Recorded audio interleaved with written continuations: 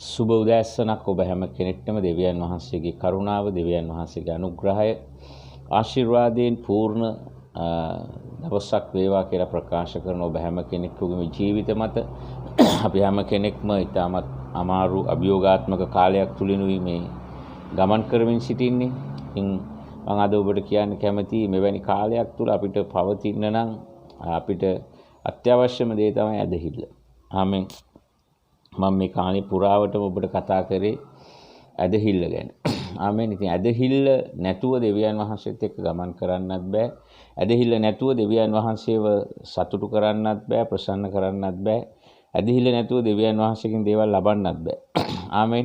ඉතින් මම අද ඔබට කතා කරන්න බලාපොරොත්තු වෙනවා ඇදහිල්ලේ මිනිස්සෙකුගේ ගති ලක්ෂණ 4ක්. ආමෙන්. ඇදහිල්ලේ මිනිස්සෙක්. දැන් ඇදහිල්ලේ මිනිස්සෙක් ලෙස අපි දන්නේ සියලු දේ අත්පත් කරගන්න, ලබා ගන්න එවැනි මිනිස්සෙක්. ආමෙන්. ඒක ඇත්ත. මම ගිය සතියේ ඔබට කතා කරා ඇදහිල්ලේ තියෙන අභියෝගාත්මක පැත්ත ගැන. ආමෙන්. මම තවත් එවැනිම කොටසක් ඔබ සමග බෙදා ගන්න කැමතියි. මොකද ඔබේ ඇදහිල්ල ශක්තිමත් නම් තමයි ඔබට මෙවැනි කාලයක් තුල දෙවියන් වහන්සේත් එක්ක ගමන් කරන්න පුළුවන්.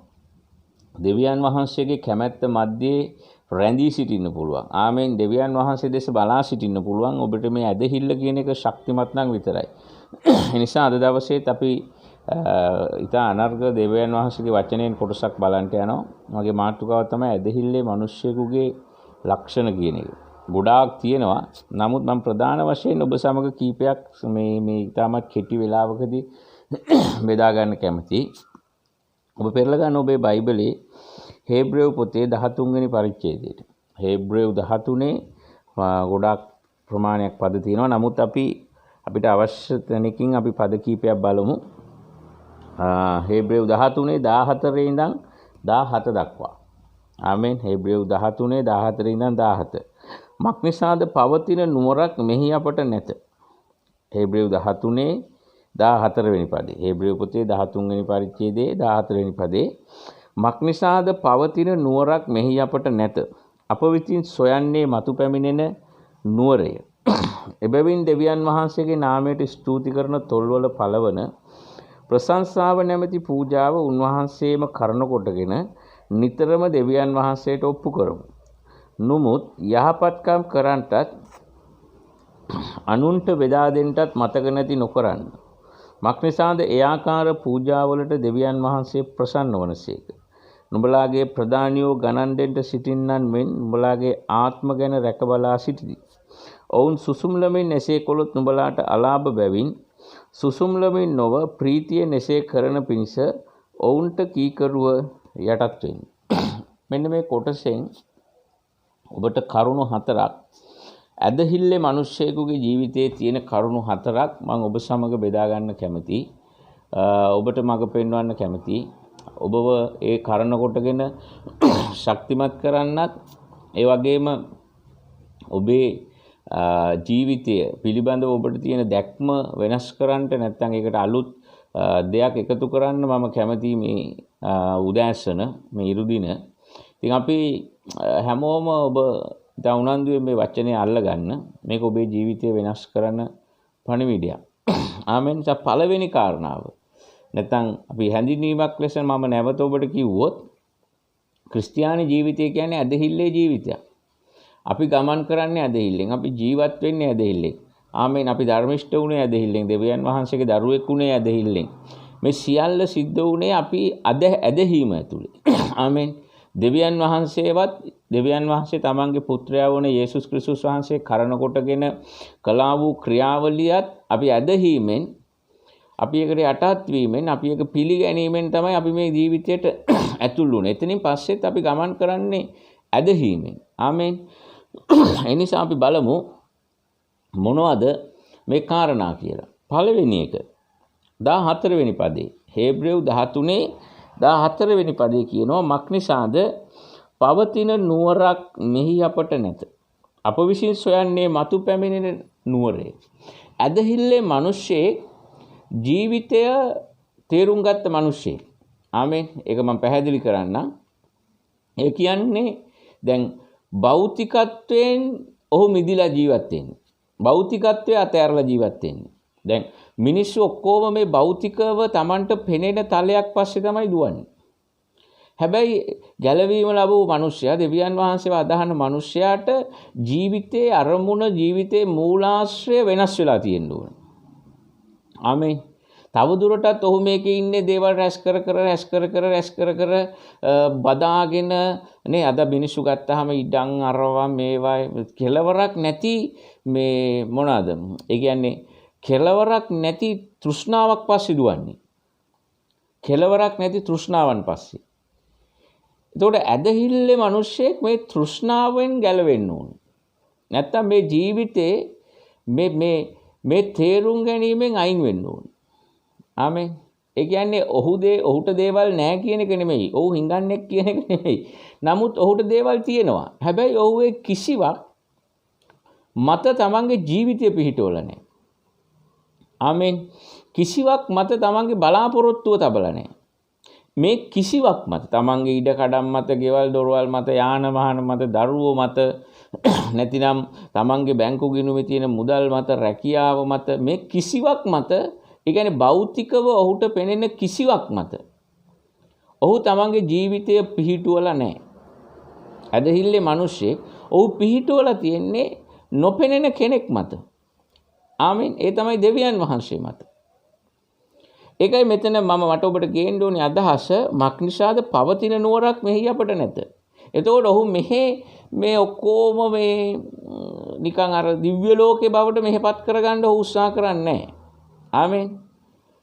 අප විසින් සොයන්නේ මතු පැමිණෙන නුවරක්. අපි මේ ලෝකේ රාජ්‍යයක් නෙවෙයි ඉදිරියේදී මේ ලෝකයට පැමිණෙන්න තියෙන රාජ්‍යයක් විශ්වාස කරන්නේ. ආමෙන්.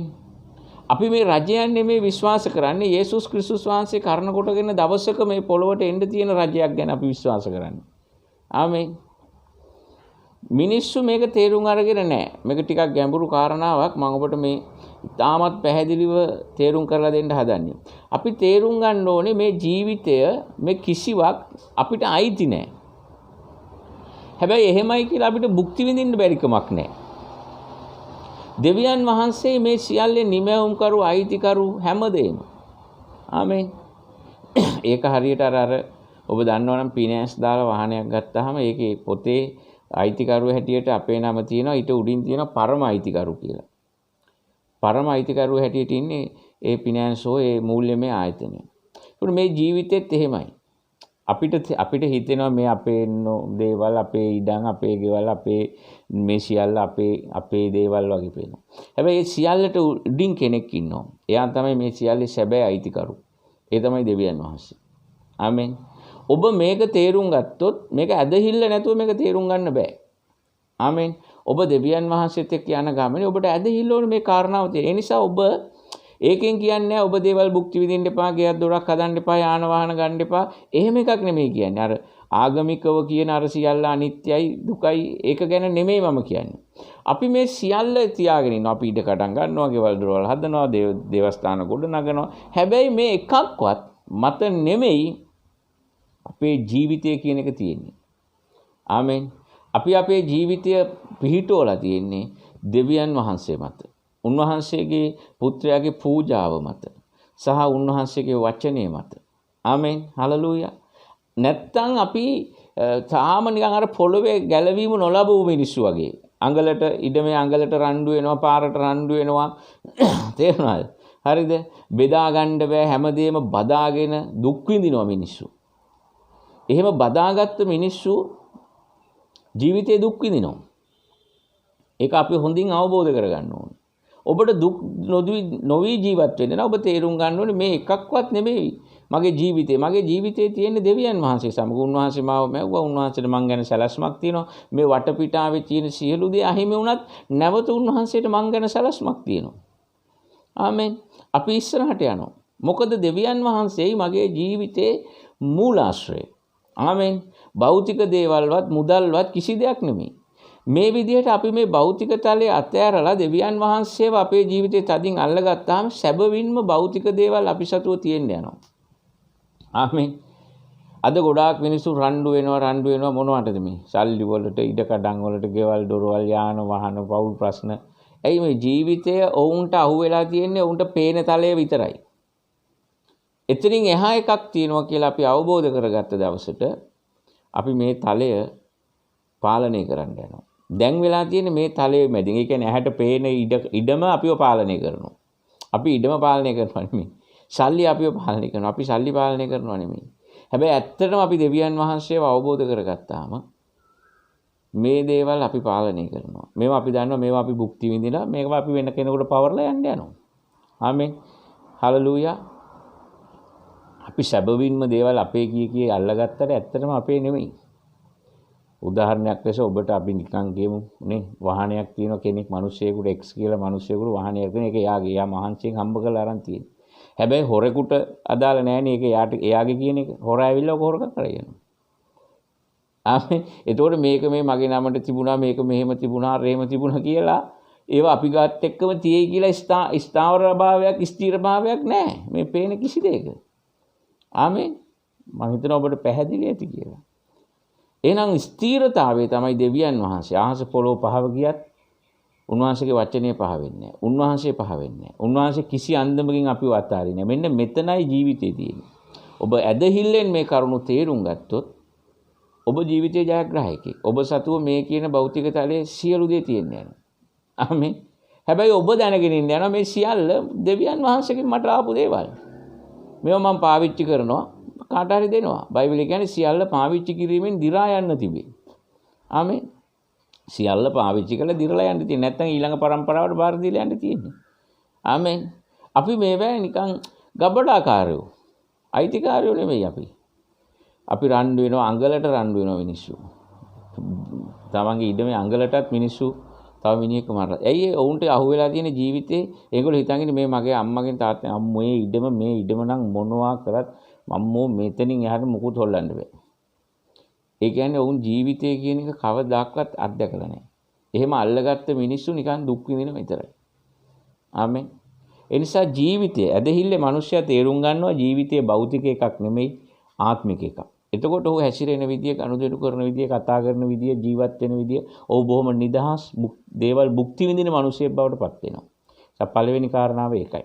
2 එබැවින් දෙවියන් වහන්සේගේ නාමයට ස්තුති කරන තොල්වල පළවන ප්‍රශංසාව නැමැති පූජාව උන්වහන්සේම කරන කොටගෙන නිතරම දෙවියන් වහන්සේට ස්තුති කරනවා. මේ ජීවිතයේ භෞතික එකක් නොවන නිසා දෙවණියට මේ ඇදහිල්ල මිනිස්සෙක් ඇදහිල්ලෙන් තේරුම් ගත්තාම මේ එකක්වත් පේන දේවල් මේ ඔක්කොම මායාවල් කියලා තේරුම් ගත්තට පස්සේ ඔහුට ඉතුරු වෙන්නේ එක දෙයයි. ඒ තමයි දෙවියන් වහන්සේ. ආමෙන්. ඔබ ජීවිතයේ සියල්ල ඔබ තේරුම් ගත්තට පස්සේ ඇත්තටම ඔබට ඉතුරු වෙන්න ඕන එක දෙයක් විතරයි ඒ දෙවියන් වහන්සේ. ආමෙන්. හලෙලූයා. ඇත්තටම ජීවිතේ ඉතුරු වෙන්නේ එක දෙයක් විතරයි වෙනස් නොවි. ඒ දෙවියන් වහන්සේ. එතකොට මේ දෙවියන් වහන්සේ, එබැවින් දෙවියන් වහන්සේගේ නාමයට ස්තුති කරනවන තොල්වල පළවන ප්‍රශංසාව නැමැති පූජාව උන්වහන්සේම කරන කොටගෙනම නිතරම දෙවියන් වහන්සේට ඔප්පු කරමු. ඊළඟට ඇදහිල්ලේ මිනිස්සේ නිතරම දෙවියන් වහන්සේට ස්තුති පූජාවන් ඔප්පු කරනවා. ආමෙන්. මොකද ඔහු තේරුම් අරන් තියෙනවා ජීවිතය කියන්නේ අභිරහසේ මූලාශ්‍රය දෙවියන් වහන්සේ. මට මේ සියල්ල ලැබී තිබෙන්නේ දෙවියන් වහන්සේගෙන්. දෙවියන් වහන්සේ නැතුව මම නිෂ්ඵලයි. මේ භෞතික දේවල් එකකටවත් බෑ මගේ ජීවිතය සාර්ථක කරන්න.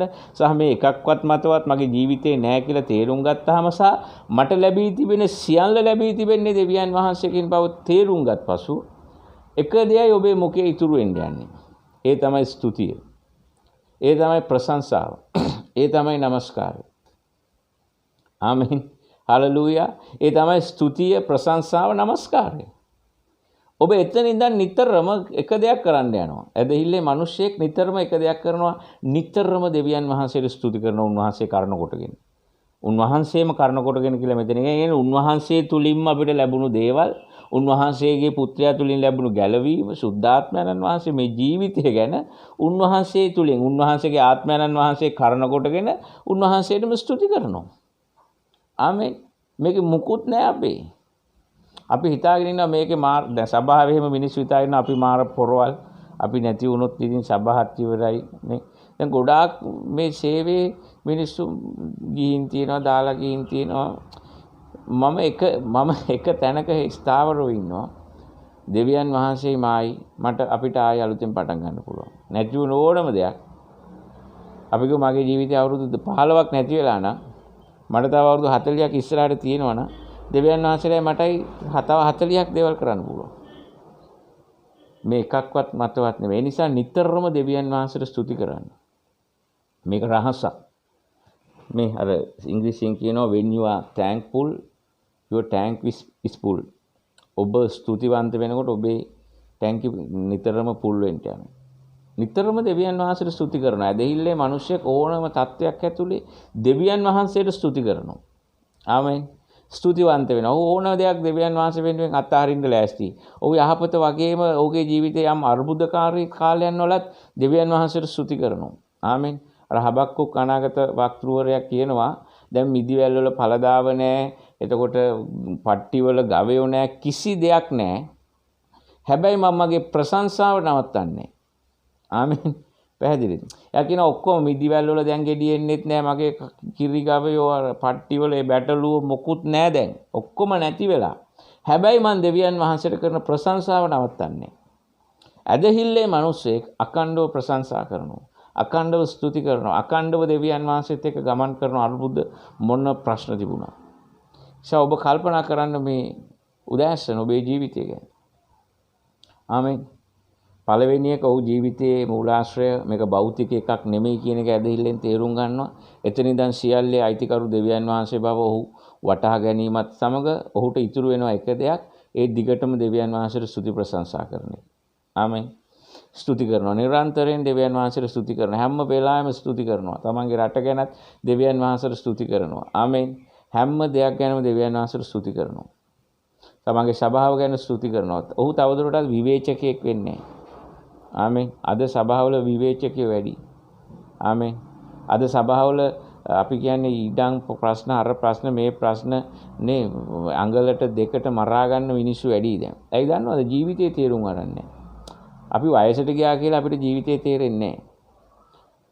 ආමෙන්. තරුණ වයසේ අපි ජීවිතේ තේරුම් ගන්න ඕනේ. වැඩිහිටියෝ තරහ වෙන්න එපා. ආමෙන්.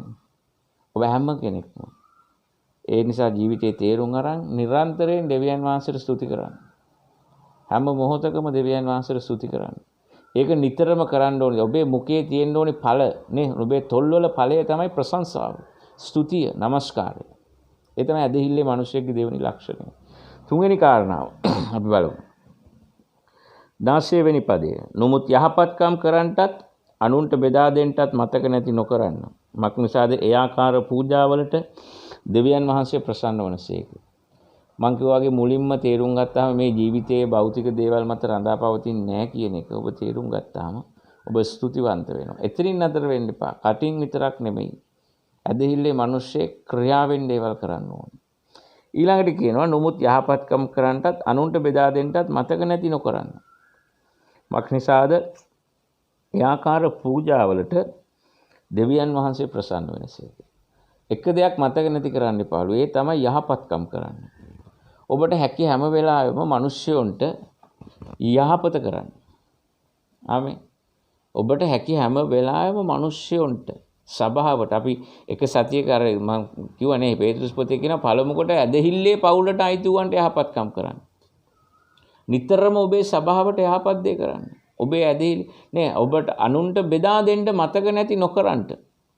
දැන් භෞතිකත්වයේ මත රඳා පැවතිච්ච මිනිස්සු දේවල් බෙදා ගන්න නැහැ. බදා ගන්නවා විතරයි.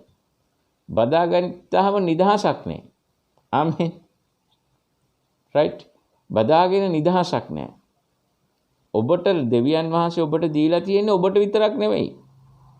ආමෙන්. අපි හිතාගෙන ඉන්නවා මේ මම ඔබට විතරක් නෙවෙයි දීලා තියෙන්නේ. ඔබට ඒවා දීලා තියෙන්නේ සභාව සමග, ඔබේ අසල්වාසීන් සමග. ආමෙන්. අවශ්‍යතා ඇති අය සමග බෙදා ගන්න විශේෂයෙන් මෙවැනි කාලයක. ආමෙන්.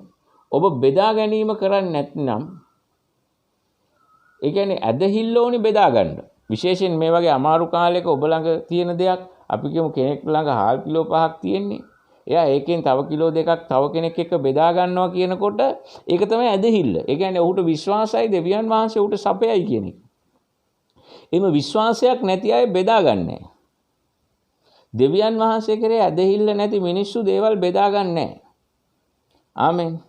ඒගොල්ලෝ තනියමම ඒවා මුක්ති විඳිනවා. එතකොට මේ දීම නැත්තම් වැපිරීම නැත්තම් මේ පූජාවන් මේ මෙතන කියනවා ඒ ආකාර පූජාවල් වලට මේ බෙදා ගැනීම දෙවියන් වහන්සේගේ වචනේ සඳහන් වෙන්නේ පූජාවක්. ඔබ ඒක දෙවියන් වහන්සේට කරන පූජාවක්. අන් අය සමග දේවල් බෙදා ගැනීම. ආමෙන්. අද බොහෝ වෙලාවට ඉන්නේ දසෙන් කොටසට සීමා වෙච්චි කිතුණු. ආමෙන්. ඒගොල්ලෝගේ වැපිරීම දීම කියලා ඒගොල්ලෝ ඔක්කොම අත්දැකලා තියෙන එක නෑ. නමුත් ඔබ එතනින් එහාට යන්න. ඔබ ඇදහිල්ල ඔබට උදව් කරයි. එතනින් එහාට ගිහින් බෙදා ගන්න. යහපත්කම් කරන්න. පුදුමාකාර හිතාගත්ත නොහැකි දේ කරන්න. ඒතර අපි අන් අය සමග බෙදා ගන්න නැත්නම් අපි ළඟ තියෙන දේවල් ඒ කියන්නේ දැන් අපි ළඟ තියෙන දේ වුන් සමග බෙදා ගන්නවා කියනකොට ඇත්තටම අපි බෙදාගන්නේ අපේ ඇදහිල්ල. ආමෙන්. ඇත්තටම අපි බෙදාගන්නේ දෙවියන් වහන්සේගෙන් අපි ලැබපු ප්‍රේමය. ආමෙන්. ඔබ මේක හොඳින් අවබෝධ කරගන්න. දෙවියන් බයිබලයේ කියන දෙවියන් වහන්සේ ප්‍රසන්නයි එවැනි ආකාර පූජාවලට. අර හේබ්‍රේ 11:6 කියන ඇදහිල්ල නැතුව දෙවියන් වහන්සේ ප්‍රසන්න කරන්න නුපුළුවන කියලා. එහෙනම් මෙතන කියන දෙවියන් වහන්සේ ප්‍රසන්නයි මෙවැනි ඒ කියන්නේ මේ පූජාවන් ඇදහිල්ලෙන් කරන ඒවා. ආමෙන්. මේ යහපත්කම් ඇදහිල්ලෙන් කරන ඒවා.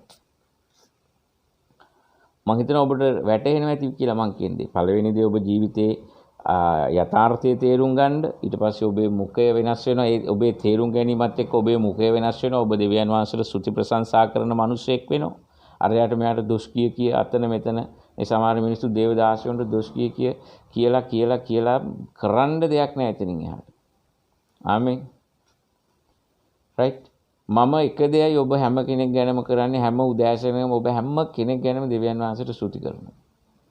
ආමෙන්. මට ඔබෙත් එක්ක ප්‍රශ්නයක් නැහැ.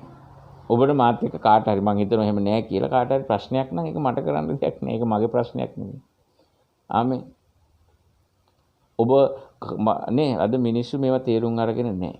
ඒ නිසා ඔබ බෙදා ගන්න. ඇදහිල්ලේ මිනිස්සෙක් හැමතිස්සෙම දේවල් බෙදා ගන්නවා. ඇදහිල්ලේ මිනිස්සෙක් නිතරම යහපත්කම් කරනවා. ඊළඟ කාරණාව 4 නුඹලාගේ ප්‍රධානියෝ ගණන් දෙන්න සිටින්නන් මෙන් නුඹලාගේ ආත්ම ගැන රැකබලා සිටිති. ඔවුන් සුසුම්ලමින් එසේ කළොත් නුඹලාට අලාභ බැවින් සුසුම්ලමින් නොව ප්‍රීතියෙන් එසේ කරන පිණිස ඔවුන්ට කීකරුව යටත් වෙන්න. මම මේ දේවසේවකයෝ ගැන කතා කරන්න යන්නේ නැහැ මේ වෙලාවේ. නමුත් ඇදහිල්ලේ මිනිස්සෙක් ගැන කතා කරන්න කැමති. ඇදහිල්ලේ මිනිස්සෙක් කීකරු යටහත් මිනිස්සෙක්. ඇත්තටම සභාවේ ඉන්න ඇදහිල්ලේ මිනිස්සු එක්ක දෙවියන් වහන්සේ කරේ ඇදහිල්ල තියෙන මිනිස්සෙක්ව මෙහෙවන්න ඒ සභාවේ සභාපාලකවරයාට හරි පහසුයි. ආමෙන්. මොකද ඔහුට නොතේරුණා. දැන් අපි කියමු පාස්ටර් කියන හැමදේම සෙනඟට තේරෙන්නේ නැහැ. සමහරට යට ඉන්න අයට තේරෙන්නේ නැහැ. හරිද? එතකොට කරන්නේ තේරෙන්නේ නැති වෙනකොට මිනිස්සු කරන දේ තමයි විවේචනය කරන එක. තැන් වල ගිහිල්ලා මෙයාට පිස්සුද අපි කියන මේ අපිට වගේ කතන්දර. ඇදහිල්ලේ මිනිස්සෙක් එහෙම කරන්නේ නැහැ. ආමෙන්. ඇදහිල්ලේ මිනිස්සෙක් පාස්ටර් කෙනෙක්ට උඩ දෙවියන් වහන්සේ විශ්වාසයි. ඔහු ජීවිතේ තේරුම් අරන් ඉන්නේ. ඔහු විවේචනය කරන්නෙක් නෙමෙයි. ඔහු නිතරම යහපත් දේ කරන්න කැමති මිනිස්සෙක්. ඒ නිසා ඔහු කියන දේ කරනවා. ඇත්තටම එවැනි මිනිස්සුන්ව මේ ඇදහිල්ල තියෙන මිනිස්සුන්ව දැන් සමහර අය ඇදහිල්ල කියලා හිතාගෙන ඉන්න එක ගැන නෙමෙයි මම කියන්නේ. ඒගොල්ලෝ සමහර අයට ඇදහිල්ලත් එක්ක ඉන්නේ උඩඟුකමක්. ඒ කියන්නේ උන්ට ඇදහිල්ලෙන් දෙයකින් යාඥාවකට දෙයකට පිළිතුරු හම්බුනහම නැත්තම් කොහේ හරි තැනකට ගිහින් මිනිස්සෙක්ට යාඥා කරලා ලෙඩක් දෙකක් සුව වුණාම නැත්තම් මොන හරි දෙයක් වුණ ගමන් උඩඟුකම එනවා. ආමෙන්. ඒ ඇදහිල්ල නෙමෙයි. ඒක මුලා වෙනවා. එතකොට ඇදහිල්ලෙන් මුලා වෙනවා. ඇදහිල්ල එක පැත්තක් තියෙන ඇදහිල්ල අපිව මුලා කරනවා. ආමෙන්. හැබැයි සැබවින්ම මේ මං කියන කරුණු පිළිවෙලට ඇවිල්ලා තේරුම් ගත්ත මිනිස්සුන්ව ඒ සභාවේ නායකයාට හරි පහසුයි. මෙහෙවන්න උන් හරිම යටහත් උන් හරි කීකරුයි. මොකද යටහත් වෙන්න පුළුවන් ඇදහිල්ල තියෙනවා නම් විතරයි.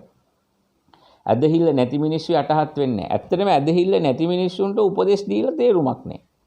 මොකද නැවතත් ඒගොල්ලොන්ට ඇදහිල්ලක් නැහැ අපි කියන දේ කරන්න. මං ගිය සතියේත් මේක කිව්වා. ඇදහිල්ල නැති මිනිස්සුන්ට අනාගතය ගැන දේවල් කියලා වැඩක් නැහැ. ආමෙන්. මොකද ඇදහිල්ල තියෙන්න ඕනේ මේ දේවදාසයා කියන දේ කරන්න.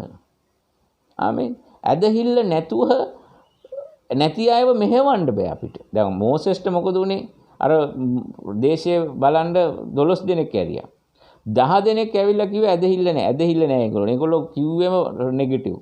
හැබැයි දෙන්නෙක්ට ඇදහිල්ල තිබුණා. හැබැයි මතක තියාගන්න ඒ දෙන්න විතරයි ඒ දෙවියන් වහන්සේ පොරොන්දු වෙච්ච පොරොන්දු දේශයට ගමන් කරේ. ආමෙන්. ඔබ කීකරු වෙන්නේ ඔබ අකීකරුයි කියන්නේ ඔබ උඩුඟුයි. ඇදහිල්ල නිතරම අපිව යටහත් කරනවා. දෙවියන් වහන්සේට, දෙවියන් වහන්සේගේ වචනයට, දෙවියන් වහන්සේගේ සභාවට, දෙවියන් වහන්සේගේ දාසයට අපිව යටහත් කරනවා ඇදහිල්ල. අර යේසුස් වහන්සේ දවසක ගෝලියන්ට කියන ඇදහිල්ල නැති හිතුවක්කාර પરම්පරාව. ඇදහිල්ල නැති මිනිස්සු හරි හිතුවක්කාරයි. Tamanට හරි කියලා හිතන දේවල් තමයි කරන්නේ. හරි තදයි. ජීවිතේ තේරිලා නැහැ පළවෙනි එක. කට හැදිලා නැහැ. ක්‍රියාවන් හැදිලා නැහැ. එතකොට බෑ තව කෙනෙකුට යටහත් වෙන්න. අපි ජීවිතේ ඉගෙන ගන්න ඕනේ යටහත් වෙන්න. ඇදහිල්ලේ මිනිස්සෙක් මේ ජීවිතයේ තේරුම් ගත්ත මිනිස්සෙක්. ඒ වගේම ඔහු නිතරම දෙවියන් වහන්සේට ස්තුති ප්‍රශංසා නමස්කාර කරන ඒ මිනිස්සෙක්. ඒ වගේම ඔහු නිතරම අන් අයට බෙදා දෙමින් ඇදහිල්ලෙන් Taman සමග තියෙන දේ අන් අය සමග බෙදා ගන්න මිනිස්සෙක්. සල්ලිම තියෙන්න ඕනේ නැහැ සමහරලාට බෙදා ගන්න.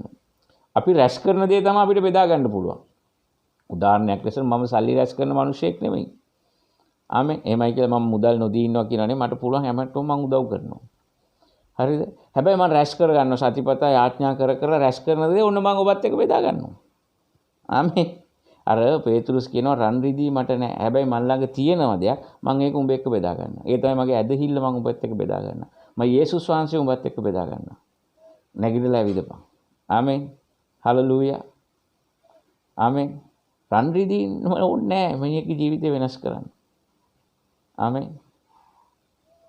ඒ වගේම යටහත් කීකරුයි ඇදහිල්ලේ මිනිස්සු. ඔවුන් මත අනුග්‍රහය වැඩි. අපි හැමෝම අද දවසේ අපේ ජීවිත වල හරි ගස්ස ගන්න ඕනේ තැන ඇදහිල්ල නිවැරදි කර ගන්න ඕනේ තැන අපි නිවැරදි කරගමු. ඔබ හැම කෙනෙක්ටම ජේසුස්පිට අපි යාඥා කරමු.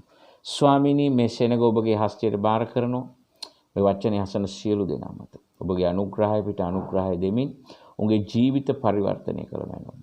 දේවල් බෙදා ගන්න, ඔබට ස්තුති කරන යටහත් ජීවිතයේ තේරුම්ගත් කිතුනුව බවට පත් වෙන්න අවශ්‍යයි. ඒ අනුග්‍රහය උන් සමග වේවා. යේසුස් වහන්සේගේ නාමයෙන්. ආමෙන්. ඔබ හැම කෙනෙක්ටම ජේසුස් පිටයි ජයග්‍රහී දවසක්.